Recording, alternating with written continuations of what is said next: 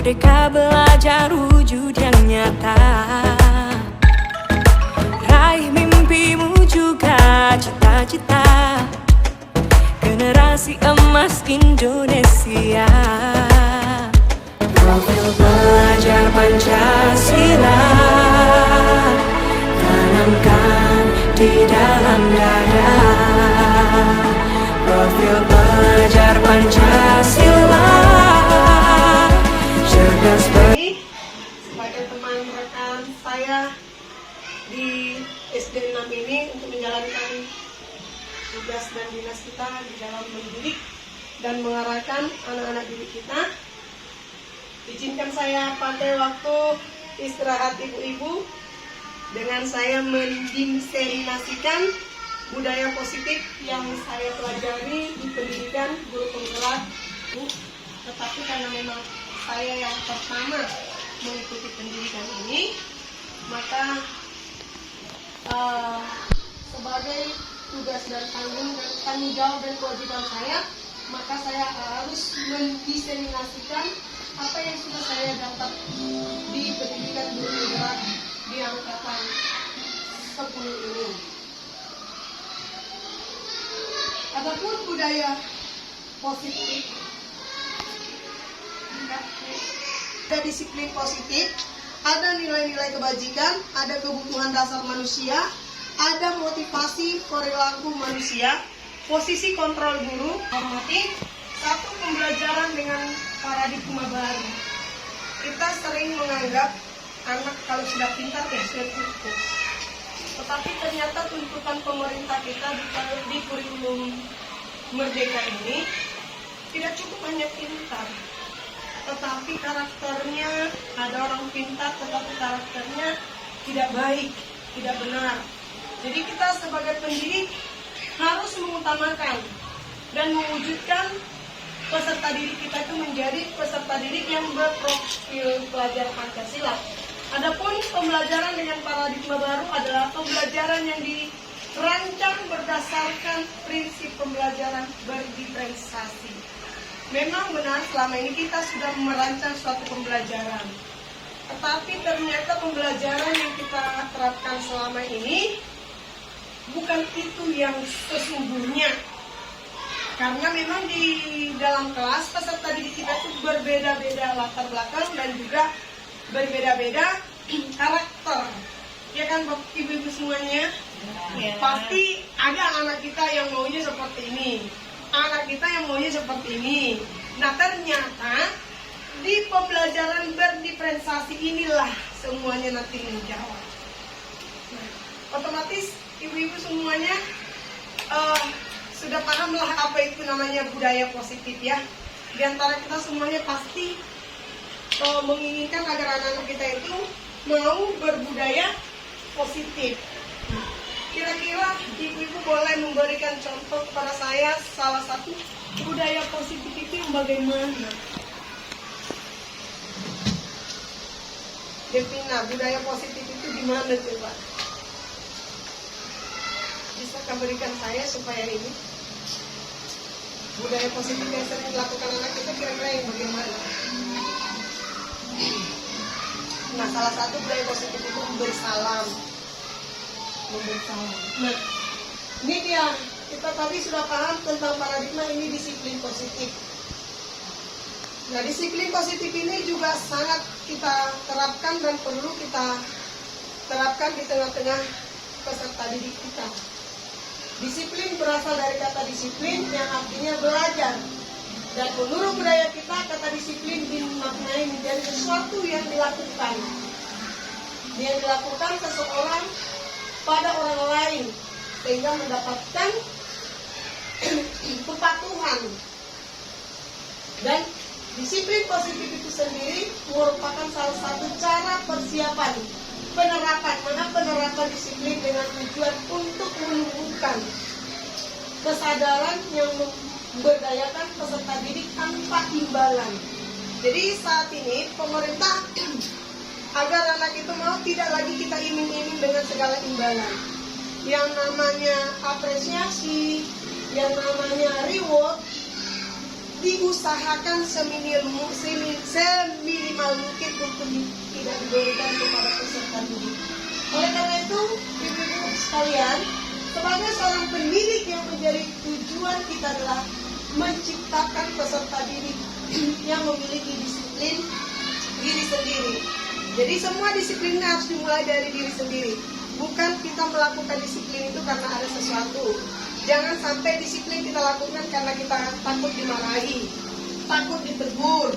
Lalu kita karena diiming-iming mendapat imbalan.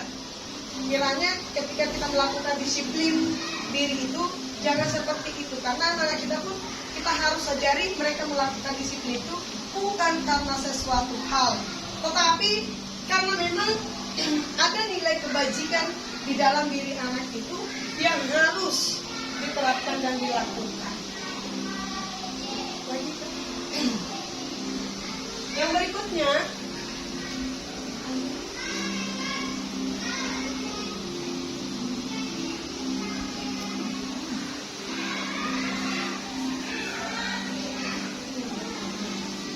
nilai-nilai kebajikan. Nilai yang disepakati ini, nilai kebajikan ini, contoh nilai kebajikan, ada institusi atau organisasi memiliki nilai kebajikan. Profil pelajar Pancasila, nilai kebajikannya adalah beriman dan bertakwa pada Tuhan Yang Maha Esa, berakhlak mulia, berkebinekaan global, gotong royong, mandiri, kreatif, dan berintegritas, bernalar kritis.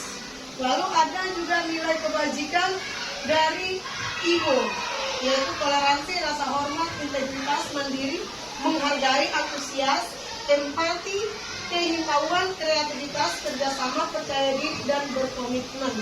Lalu ada juga nilai kebajikan keterampilan hidup atau life skill, yaitu dapat dipercaya, lurus hatinya, tidak neko-neko, memiliki pendengaran yang aktif, tidak merendahkan orang lain, dan memberikan yang terbaik dari diri kita kepada orang lain.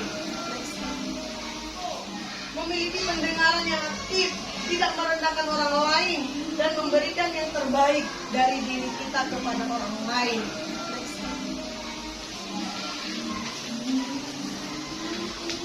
Nah, yang berikutnya paradigma pembangunan tadi itu adalah kebutuhan dasar manusia. Ternyata kebutuhan dasar manusia ini kalau tidak tercapai, dan khususnya peserta didik kita, kalau kebutuhan dasarnya tidak tercapai, itulah sering mereka berpikiran dalam proses. Jadi kadang kenapa anak itu tidak mengerjakan PR, tapi ada yang tidak terpenuhi kebutuhan dasarnya. Lalu kenapa anak itu mau iseng dengan temannya? Ya karena tidak terpenuhi kebutuhan dasarnya. 5 kebutuhan dasar ini kalau salah satu tidak terpenuhi, itulah sebabnya anak-anak kita sering membuat tingkah-tingkah di depan kita ataupun di depan teman-temannya. Salah satu kebutuhan dasar manusia bertahan hidup. 2, membutuhkan kasih sayang dan rasa diterima. Rata-rata anak kita ini kurang kasih sayang di rumah. Oleh karena itu, di sekolah dia membuat tingkah-tingkah untuk mencari perhatian dan mencari kasih sayang dari kita. Karena tadi di rumah dia tidak terpenuhi. Makanya kadang mau menjewer, kenapa kamu cuma telinga kamu? Gitu kan? Karena dia pengen diperhatikan. Mungkin di rumah dia tidak diperhatikan, maka dia menganggap menjadi tugas kita juga memperhatikannya, dan juga menjadi tugas dari teman-temannya untuk memperhatikan si anak kita tadi. Kebebasan. Nah, kadang-kala anak-anak itu juga pengen bebas. Setiap orang ingin memiliki kebebasan. Rasa kebebasan ini sangat dibutuhkan. Bukan hanya anak kecil, kita saja pun membutuhkan kebebasan ini. Jadi ketika kebebasan itu tidak terpenuhi oleh anak-anak kita, itu sebetulnya sering dia membuat keributan.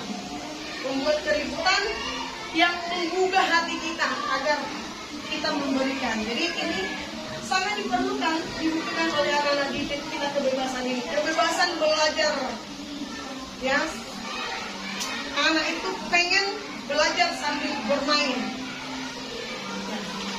Belajar dengan tidak membosankan. Kira-kira seperti itu tuntutan dari peserta didik di saat ini. Lalu kesenangan. Setiap orang membutuhkan senang ya. Yang kita sendiri punya walaupun sudah berumur sekian, pengen senang, butuh kesenangan, butuh refreshing. Ya otomatis kita butuh mencari suasana yang membuat hati kita senang. Demikian juga kesatuan kita itu. Artinya dia tidak ingin belajar itu monoton. Ada mungkin momen di dalam dirinya, ini aja.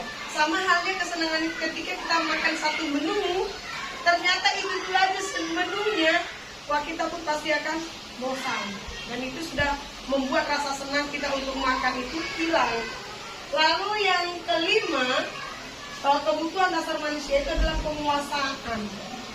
Nah, anak-anak kita itu di sini letaknya, mereka masih kurang menguasai dirinya, masih kurang mengontrol dirinya. Makanya begitu bagus langsung hantam teman yang sering kita selesaikan kasus-kasus di tengah-tengah anak-anak kita ketika mereka sedang belajar. Ketika kawannya mulai mengganggu dia, langsung yang lain membalas.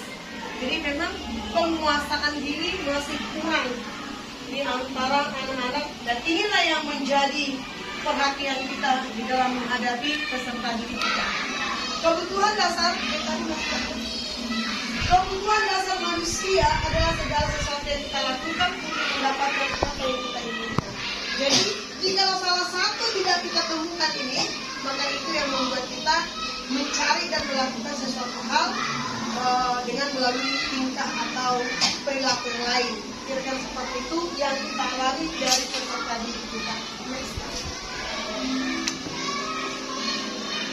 Motivasi perilaku ini sangat penting bagi kita dan bagi peserta didik kita. Ada 3 motivasi perilaku manusia yang saya sampaikan dari hasil pendidikan yang saya dapat beberapa bulan ini, tepatnya di modul 4 ini. 1, untuk menghindari ketidaknyamanan atau hukuman. 2, untuk mendapatkan imbalan atau penghargaan dari orang lain. 3, untuk menjadi orang yang mereka inginkan dan menghargai diri sendiri dengan nilai-nilai yang mereka percaya.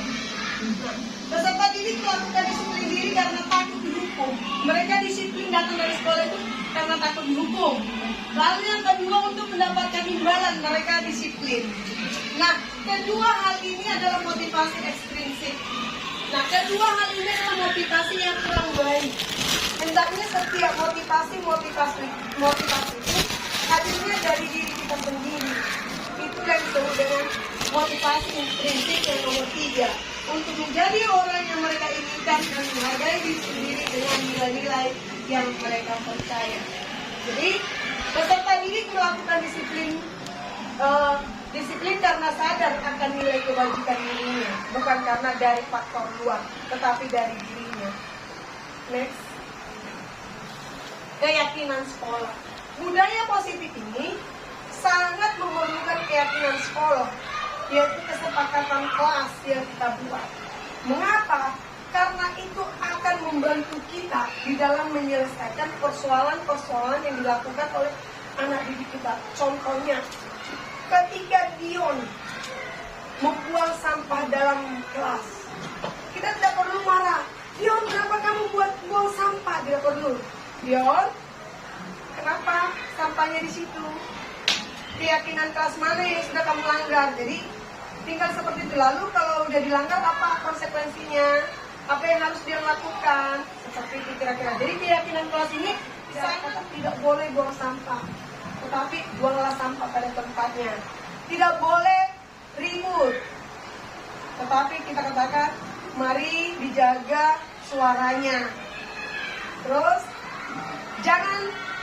tidak boleh mencontek, maka kita ganti kata-kata itu, kerjakan sesuai dengan kemampuan anak didik. Jangan ada kata tidak. Ternyata kata tidak ini selama ini kita tidak tahu kalau itu adalah memaknai makna negatif. Jadi kita harus berusaha menimbulkan perkataan-perkataan yang maknanya positif. Selanjutnya, nah ini dia 5 posisi kontrol guru. Jujur, ibu-ibu, saya baru tahu ini setelah masuk pendidikan. Selama ini kita anggap kita memang sudah melakukan ini semuanya, tapi kita tidak tahu yang mana sebenarnya posisi kontrol guru yang lebih tepat yang kita lakukan. Walaupun sebenarnya melihat kondisionalnya, ya satu persatu akan kita bahas 5 posisi kontrol guru ini penghukum. Selama ini kita bilang penghukum. Posisi kita, saya jujur, bahkan saya mengaku waktu kita ketemu, posisi saya selama ini adalah penghukum. Walaupun mungkin saya posisinya sebagai teman ada, tetapi cenderung di penghukum. Ketika Anda tidak membuat PR, suruh berdiri. Ya, ternyata bukan itulah posisi kita. Kalau kita penghukum berarti kita sudah harus ada di pengadilan, ya kan? Nah, lalu yang kedua, membuat merasa bersalah ini begini. Oh, dia, kamu gak kasihan dengan ibu.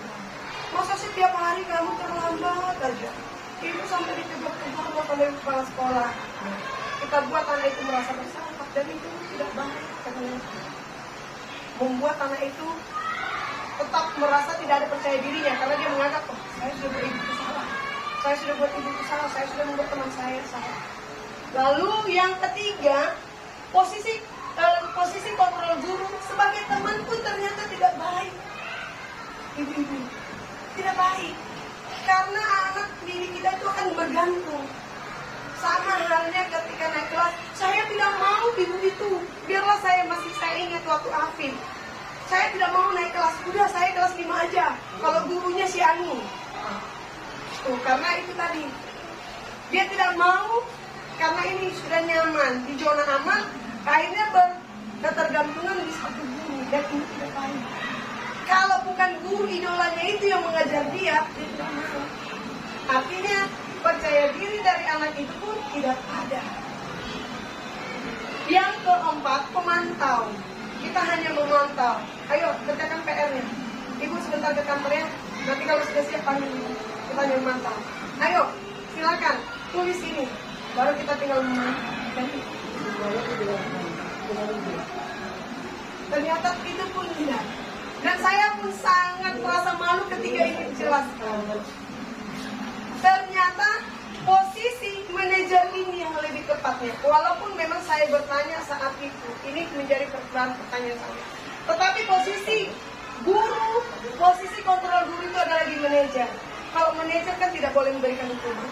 Manajer itu hanya mengayomi, mengarahkan, membimbing, menuntun. Seperti Ki Hajar Dewantara dalam filosofinya mengatakan bahwa seorang pendidik, seorang guru adalah menuntun, bukan lagi menuntut. Tetapi kita selama ini, saya adalah menuntut siswa saya harus seperti ini, dan harus seperti ini. Tidak saya tuntun. Padahal anak itu sebenarnya keinginannya adalah dituntun. Karena dia sudah memiliki kodrat alam. Kalau dulu pengalaman kita, khususnya saya, bahwa anak itu adalah kertas putih, ternyata tidak. Anak itu sejak lahir sudah ada kodrat alam yang dibawa. Tinggal dia masuk ke pendidikan ini, kita mau menjelaskan kodrat yang dia miliki. Itu sebabnya ada bakat-bakat yang terselubung, itu yang mau kita gali, kita angkat. Itulah namanya kodrat alam harus kita tunjukkan, harus kita perjelas garis-garis samar-samar dari si anak tersebut. Nah, jadi posisi yang baik bagi kita seorang guru adalah manajer. Di sana tidak ada penghubung, tidak ada hanya memantau, dah kerjakanlah halaman sekian, dah. Tidak lagi seperti itu, dan kita tidak boleh menempatkan kita sebagai teman. Nah, kenapa saya katakan sebenarnya ini semuanya sudah kita lakukan dan boleh dikolaborasikan. Asal memang tepat. Hanya saja kita kadang-kala tidak mengkolaborasikan. Saya katakan, Bu, ketika itu bertanya saya pada instruktur kepada pasir dan di pertemuan lokakarya, jika anak itu tiba-tiba dia dari rumah punya masalah, ternyata latar belakang keluarganya broken, kan kita tidak bisa menyelesaikan masalah itu. Kita manajer kan anak itu kita ajari untuk mencari solusi. Lalu bagaimana anak itu mencari solusi ketika dia katakan, gimana Bu? Ibu saya sudah menikah dengan laki-laki lain, bapak saya sudah menikah dengan wanita lain. Bagaimana saya mungkin dapat menyelesaikan? Saya butuh kasih sayang mereka. Apakah mungkin mereka saya persatukan lagi? Jadi memang ada hal-hal posisi kita yang tidak bisa menjadi seorang manajer dalam kasus hal tersebut. Yang berikutnya contoh penerapan 5 posisi kontrol. Ini dia. Penghukum, ya, patuhi aturan sekolah, lalu berdiri di depan. Ketika anak tidak mematuhi peraturan, berdiri, kutip sampah. Itulah penghukum. Walaupun tidak kita cubit, walaupun tidak kita pukul, tetapi ketika kita suruh, kamu terlambat, kutip sampah. Itu menghukum. Yang pembuat rasa bersalah sudah saya katakan, berapa kali ibu katakan, jangan sering keterlambatan, jangan sering ribut. Ibu terbang, lihat. Hukuman bersifat tidak terencana, tiba-tiba anak tidak mengerjakan PR, udah catat langsung. Saat itu juga tidak ada rencana-rencana. Jadi kenapa kamu terlambat? Udah cuci kamar mandi, siram ini, siram ini. Tiba-tiba dan sepihak dan otomatis sudah merugikan pihak yang mendapat hukuman. Lalu konsekuensi ini terencana, disepakati. Nah, jika tidak membuat PR, apa konsekuensinya? Apa yang akan diterima? Jadi ada feedback kedua belah pihak, baik si pemberi konsekuensi dan si penerima konsekuensi. Tidak nyaman dan ini pun tidak baik. Murid tetap dibuat tidak nyaman oleh karena sikap guru selalu memonitor. Jadi setiap anaknya sudah langsung, kamu nanti akan dapat seperti ini. Kalau tidak belajar, kamu pasti akan seperti ini. Nah, seperti itu. Jadi yang baiknya adalah restitusi. Apa itu restitusi? Restitusi adalah proses menciptakan kondisi bagi murid untuk memperbaiki kesalahan mereka. Jadi disinilah posisi kita sebagai guru. Kita harus bisa membuat bahwa peserta didik kita itu mampu memperbaiki dirinya. Sekalipun dia berbuat salah, seharusnya dia mampu menyelesaikan permasalahannya dan dia tahu bahwa kesalahan yang dibuatnya itu adalah merugikan dirinya dan juga merugikan orang lain. Dan cara restitusi inilah nanti yang menolong kita menjadikan peserta didik kita peserta didik yang mandiri, bertanggung jawab di dalam mengikuti setiap kegiatan pembelajaran. Segitiga restitusi dalam penyelesaian masalah. Nanti ada videonya saya ambil. Bagi seorang guru yang berperan sebagai manajer dalam menyelesaikan masalah menggunakan segitiga restitusi dengan menggunakan 3 tahapan, yaitu menstabilkan identitas, validasi tindakan yang salah dan menanyakan keyakinan. Tujuan dari segitiga restitusi adalah menggunakan restitusi ini untuk menciptakan, menghasilkan, mewujudkan peserta didik yang mandiri dan bertanggung jawab.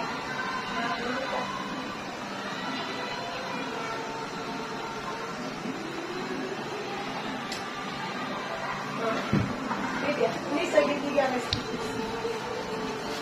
Sama tapi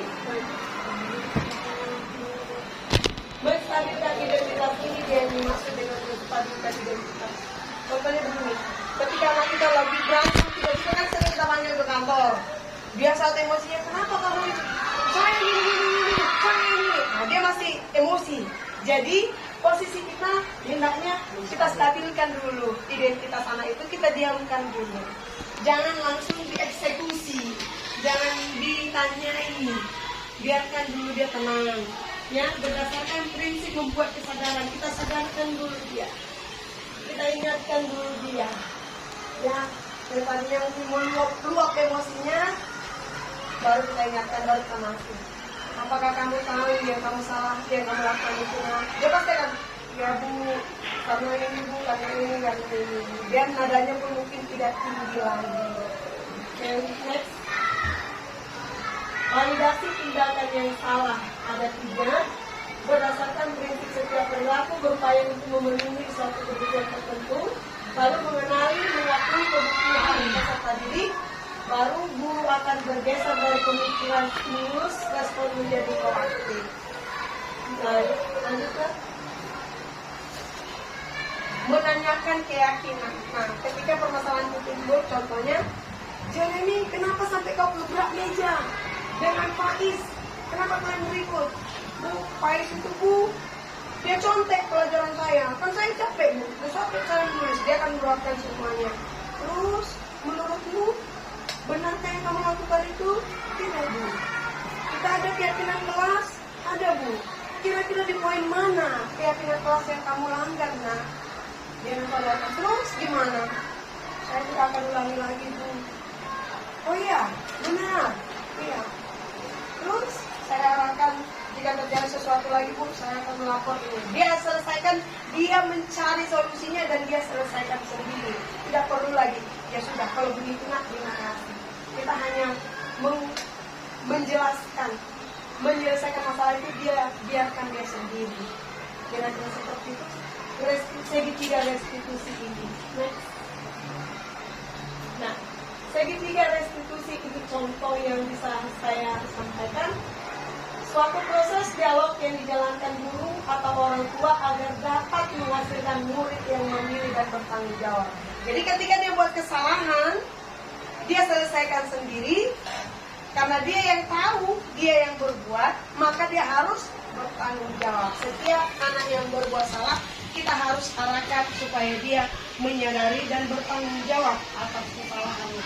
Coba buka video.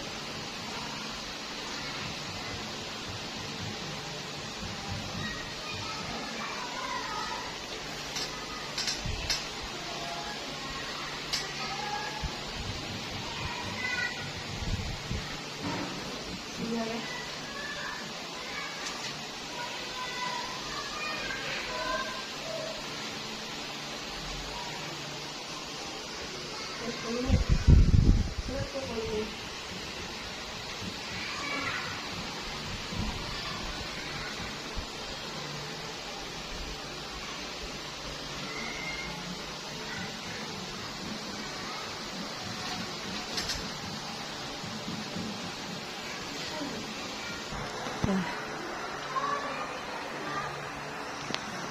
Dosa kuat dari sini aja.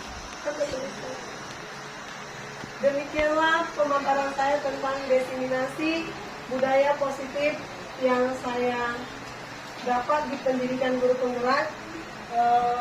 Bagi teman-teman saya, ibu-ibu saya tidak terencana, tiba-tiba anak tidak mengerjakan PR, udah catat langsung. Saat itu juga tidak ada rencana-rencana. Jadi kenapa kamu terlambat? Udah cuci kamar mandi, siram ini, siram ini. Tiba-tiba ada sepihak, dan otomatis sudah merugikan pihak yang mendapat hukuman. Lalu konsekuensi, ini terencana, disepakati. Nah, jika tidak membuat PR, apa konsekuensinya? Apa yang akan diterima? Jadi ada feedback kedua belah pihak, baik pemberi konsekuensi dan si penerima konsekuensi. Tidak nyaman dan ini pun tidak baik. Murid tetap dibuat tidak nyaman oleh karena sikap guru selalu memonitor. Jadi setiap anaknya sudah langsung, kamu nanti akan dapat seperti ini. Kalau tidak belajar, kamu pasti akan seperti ini. Nah, seperti itu. Jadi yang baiknya adalah restitusi. Apa itu restitusi? Restitusi adalah proses menciptakan kondisi bagi murid untuk memperbaiki kesalahan mereka. Jadi disinilah posisi kita sebagai guru. Kita harus bisa membuat bahwa peserta didik kita itu mampu memperbaiki dirinya. Sekalipun dia berbuat salah, seharusnya dia mampu menyelesaikan permasalahannya dan dia tahu bahwa kesalahan yang dibuatnya itu adalah merugikan dirinya dan juga merugikan orang lain. Dan cara restitusi inilah nanti yang menolong kita menjadikan peserta didik kita peserta didik yang mandiri, bertanggung jawab di dalam mengikuti setiap kegiatan pembelajaran. Nah, segitiga restitusi dalam penyelesaian masalah. Oke, ada videonya saya ambil. Bagi seorang guru yang berperan sebagai manajer dalam menyelesaikan masalah menggunakan segitiga restitusi dengan menggunakan 3 tahapan, yaitu menstabilkan identitas, validasi tindakan yang salah dan menanyakan keyakinan. Tujuan dari segitiga restitusi adalah menggunakan restitusi ini untuk menciptakan, menghasilkan, mewujudkan peserta didik yang mandiri dan bertanggung jawab.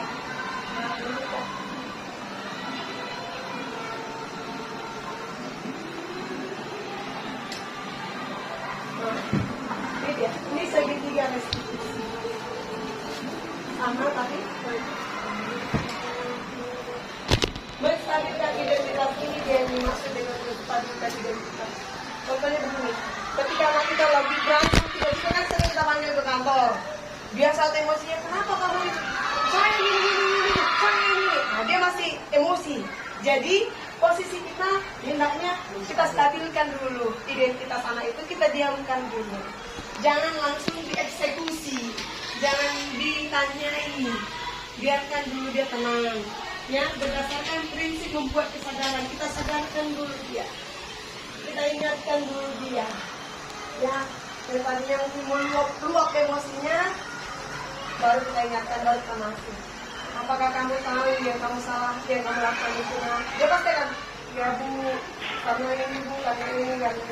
Biar nadanya pun mungkin tidak tinggi lagi. Okay, next. Validasi tindakan yang salah ada 3.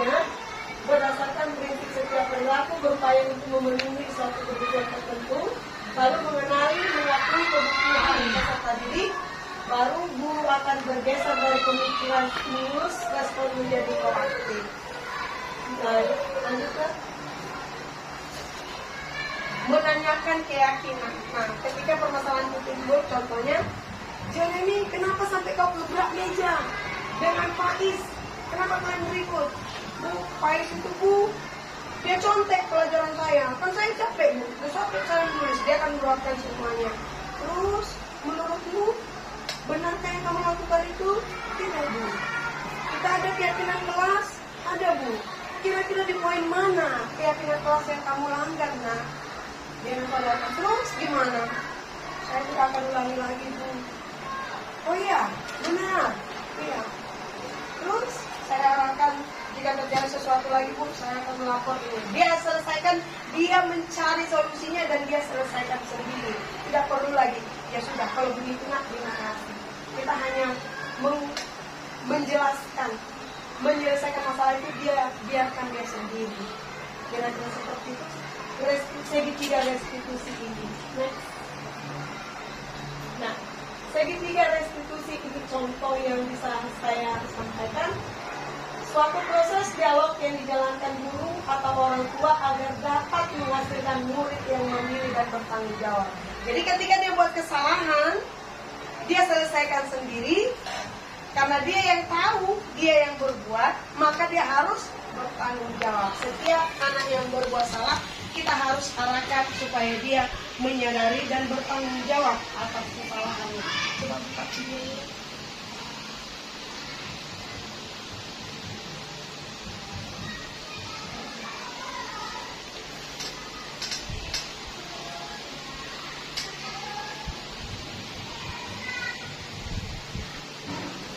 Iya ya.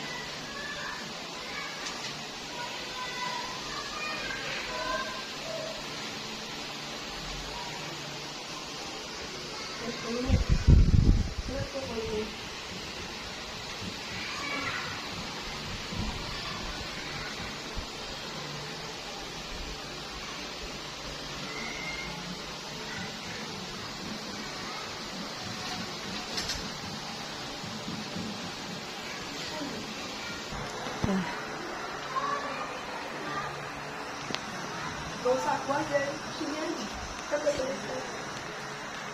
Demikianlah pemaparan saya tentang diseminasi budaya positif yang saya dapat di pendidikan guru penggerak. Bagi teman-teman saya, ibu-ibu sekalian, budaya positif yang saya sampaikan kepada kita.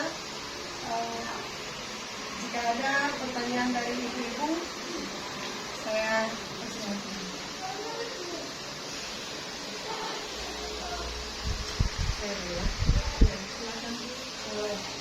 Selamat siang ya Bu Edna. Dan juga teman-teman yang hadir di siang hari ini. Terima kasih tadi sudah memaparkan begitu panjang dan lebar tentang apa itu yang namanya disiplin positif dan juga penerapannya di sekolah untuk anak didik kita. Di sini ada sedikit yang ingin saya tanyakan kepada Bu Erna terkait dengan yang Ibu terangkan tadi. Ya, di sini saya ingin bertanya kepada Ibu, itu apa ya yang dimaksud dengan menstabilkan identitas? Nah, sekian hanya itu kiranya yang dapat saya tanyakan. Selamat siang. Terima kasih Bu atas responnya. Baik, coba tadi kunci menstabilkan identitas.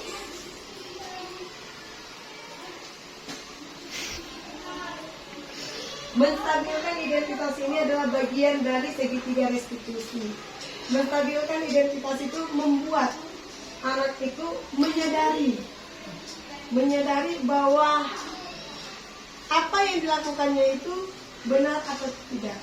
Dan validasi menstabilkan identitas ini merupakan proses pembelajaran bagi anak tersebut. Seperti yang saya katakan tadi, contohnya kalau anak itu sedang berantem, sedang emosinya, langsung kita selesaikan, langsung kita eksekusi masalahnya, kita tidak akan ketemu. Anak itu akan diam, tidak mau akan terbuka. Pasti dia akan mengatakan, pasti ini marah sama aku, nanti pasti marah. Tapi kalau kita biarkan dulu, kita tanya, ada apa? Tahu nggak kamu kenapa ibu panggil ke sini? Dia akan terbuka. Setelah dia tenang, setelah dia kita biarkan, jangan langsung kita selama ini kan langsung begitu langsung kita ambil tindakan.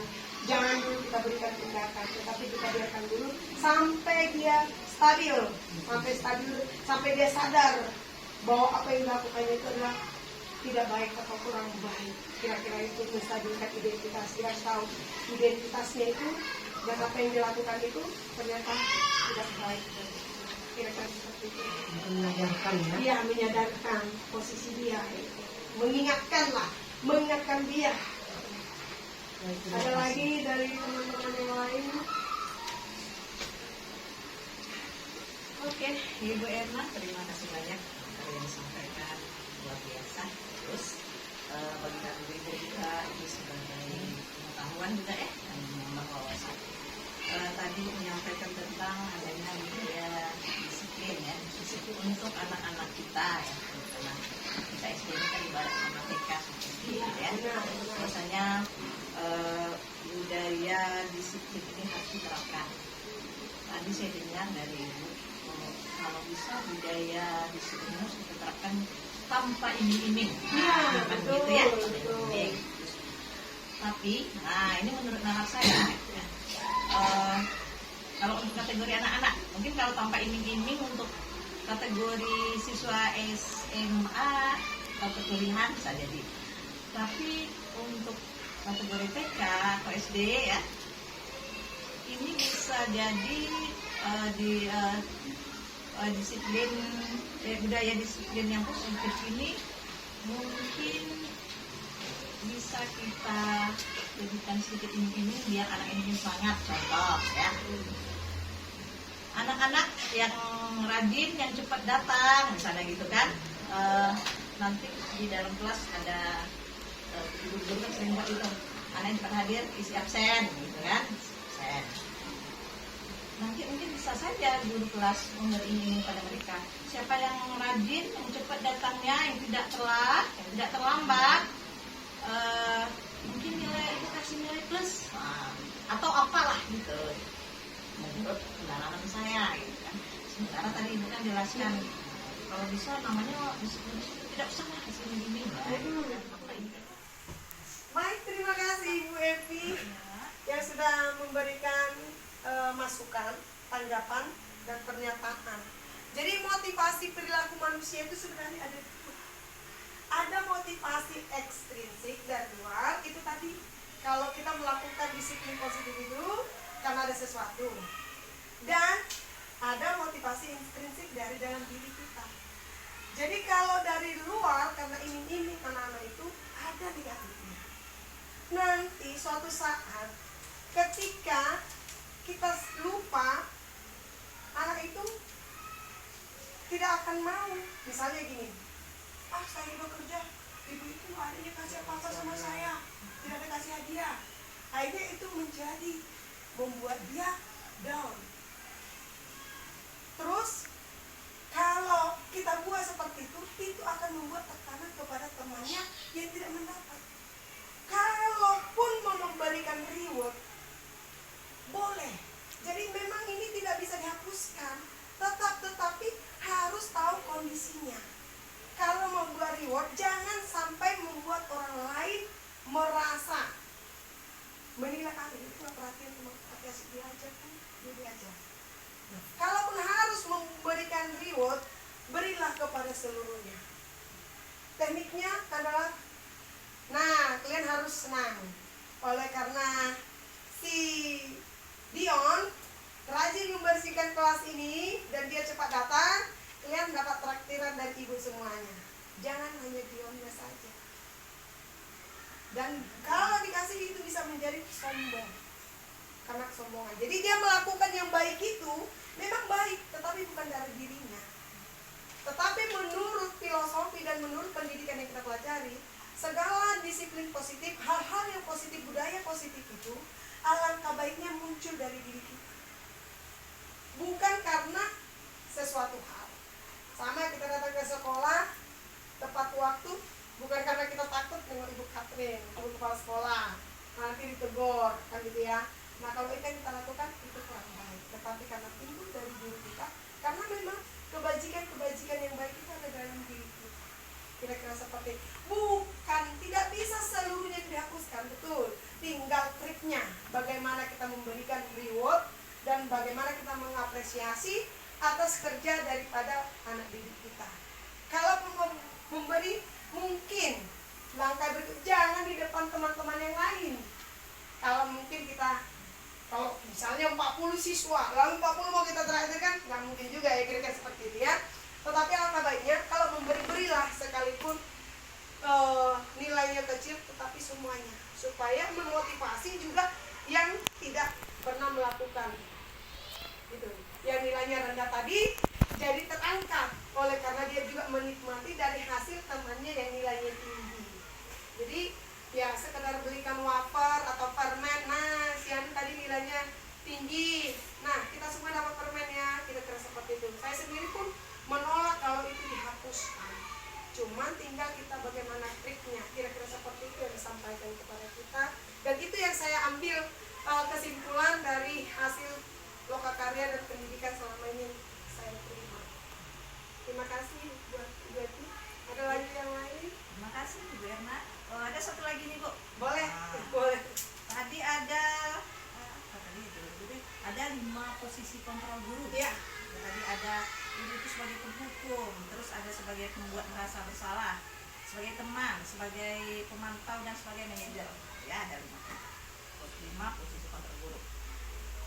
Tadi saya dengar dan menjelaskan kalau bisa dan bagus ini ada kolaborasi.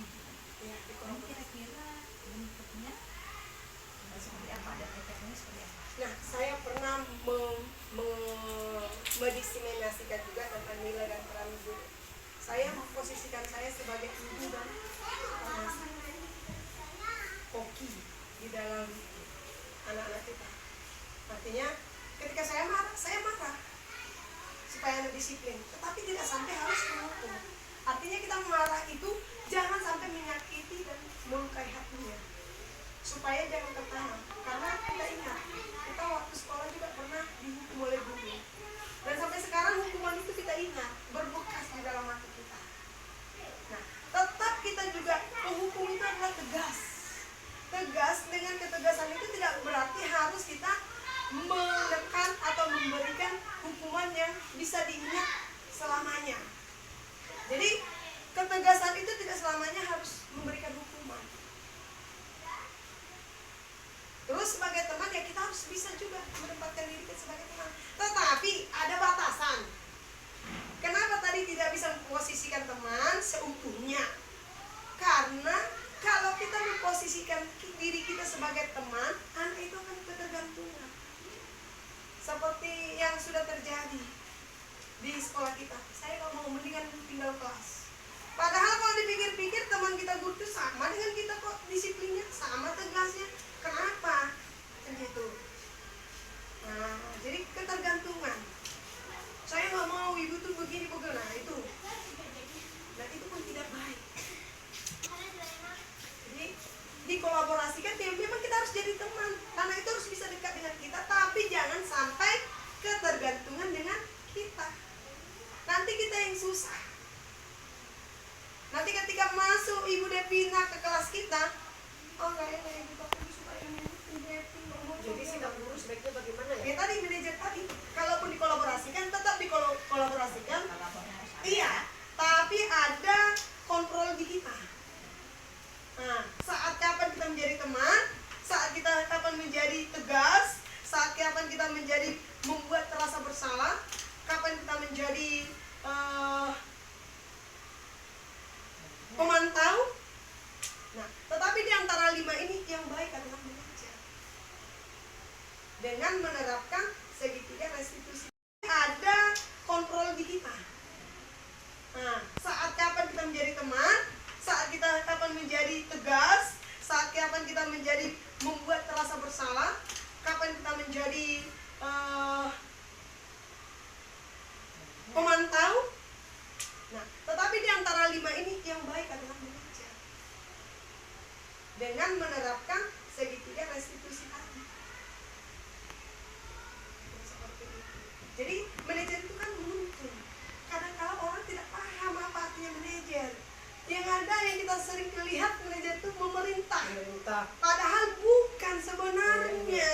Seperti Tuturi Handayani. Nah, manajer itu harus bisa di depan, di tengah-tengah, dan di belakang. Kira-kira seperti itu. Itulah sebenarnya manajer. Jadi kita salah persepsi selama ini. Yang namanya manajer itu apakah saya manajer, saya bos? Bukan. Bukan seperti itu. Kira-kira seperti itu yang bisa saya sampaikan. Jadi Bu, sebenarnya kalau memang di antara 5 itu manajer yang lebih bagus ya. Kalau kita tiadakan kalau bot tadi bisa saja. Bisa saja. Nah itu Bisa. Karena di sini dinyatakan tadi kan di antara 5 ini manajer yang paling bagus. Ya, betul. Kita tak usah kolaborasi dengan antara 5 kita. Yang manajer bisa ya. Memang harus itu. Tetapi saya bilang tadi di satu kondisi ini bisa kita pakai. Saya rasa semuanya bisa dipakai. Misalnya jangan membuat anak merasa bersalah, itu harus. Di manajer juga ada ini itu sering kita lakukan. Cuman kita Membuat sering anak di merasa- sini. Iya, sering kita sering di sini. melakukan hal itu pada anak. Kita lupakan yang ini. Harusnya kalau udah kita kasih anak itu merasa bersalah, kan lupakan. Jadi kayak mana? Kamu sudah melakukan ini kayak mana caranya? Enggak, kita teruskan. Manajer itu seperti itu. Kita tuntun anak itu supaya jangan mengulangi kesalahan itu lagi. Kita tuntun, kita cari, kita suruh dia mencari, menyelesaikan masalahnya itu. Misalnya dia terlambat. Kenapa kamu terlambat? Padahal dia tidak tahu. Dia terlambat bangun. Kan gitu kan? Dia harus cerita. Saya terlambat. Membuat kami terlambat bangun apa? Lampu saya simpan handphone. Terus saya tidurnya lama. Nah, dia cerita. Terus gimana dong? Ya besok saya tidak ulangi. Nah, itu yang kita inginkan. Besok saya tidak ulangi lagi, Bu. Disitulah posisi manajer tadi. Kita bilang, kamu jangan tidur malam, jangan ini, jangan seperti itu. Selama ini kan itu kita tuntut supaya ini.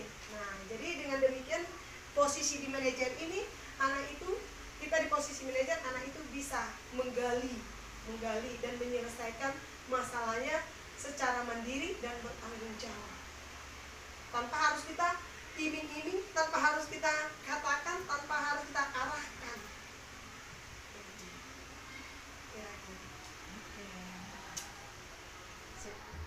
Ada lagi yang mau bertanya?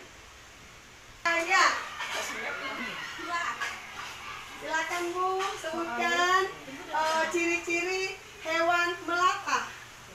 Berjalan dengan perut, bertelur, bersisik. Oke, tepuk tangan. Selanjutnya buat Ibu Esti. Sud, bukan sud, perkalian. 1, 2, 3, ya. 4 duluan Ibu itu kayak. Sebutkan nama-nama buah berwarna merah. Jambu. Merah ya? Strawberry. Apa lagi? Yang Apel. ini lah. Apa lagi ya? Apel. Tepuk tangan. Buah sebagai sih. Selanjutnya, dimulai dengan Devina. Perkalian.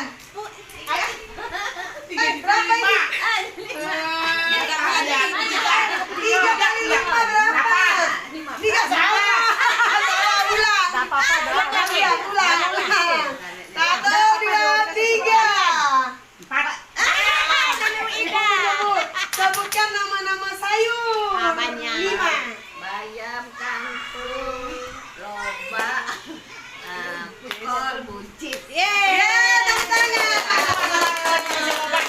Jadi ibu-ibu, inilah ice breaking singkat yang kita mungkin tidak tahu IT atau apapun, kita bisa munculkan. Jangan ragu-ragu ibu-ibu karena tidak tahu teknologi IT, jangan. Pokoknya kita ciptakan sendiri, ya, kita ciptakan sendiri. Saya paham karena kita tidak semua yang memiliki dan memahami tentang IT ini. Kira-kira itu yang bisa saya persembahkan buat kita siang hari ini. Terima kasih. Semalam kita sudah berdiskusi tentang membuat keyakinan kelas atau kesepakatan kelas. Ya anak-anak ibu, semalam kan kita sudah berdiskusi ya tentang membuat keyakinan kelas. Jadi anak-anak ibu semalam sudah menyampaikan apa-apa saja kesepakatan kelas yang kita buat, ya kan? Supaya kelas kita menjadi kelas yang tertib, terus nyaman. Kita menerapkan budaya yang positif. Semalam ibu sudah menjelaskan tentang budaya positif itu apa? Budaya positif itu kebiasaan melakukan hal-hal yang baik. Ya, yang baik yang ada dalam diri kita. Baru yang ada dalam diri kita yang baik itu kita supaya kelas kita ini nanti nyaman saat kita belajar dan anak-anak ibu juga senang. Maka kesepakatan kelas yang sudah kita sepakati semalam sudah ibu tuangkan di sini. Apa yang sudah kita lakukan semalam, kita berdiskusi tentang kesepakatan kelas, sudah ibu tuangkan di sini. Jadi hari ini, mulai hari ini, kita harus mengikuti dan mengingat dan melakukan kesepakatan kelas ini. Ya, jadi Ibu Erna nggak perlu lagi dibilang, hey Kino, tertibkan kelas, nggak perlu gitu lagi, ya kan? Hey Romen, jangan jalan-jalan sambil makan-makan dalam kelas. Tidak perlu lagi seperti itu. Hey, jangan mengejek teman. Karena anak-anak ibu semalam sudah mengatakan no bully, gitu ya kan? Berarti tidak ada lagi yang mengejek-ejek nama orang. Nggak boleh lagi mengatakan nama-nama orang tua. Ya, karena ada poin pertama yang anak-anak ibu ucapkan semalam, katakan no. Ya kan? Mengejek teman itu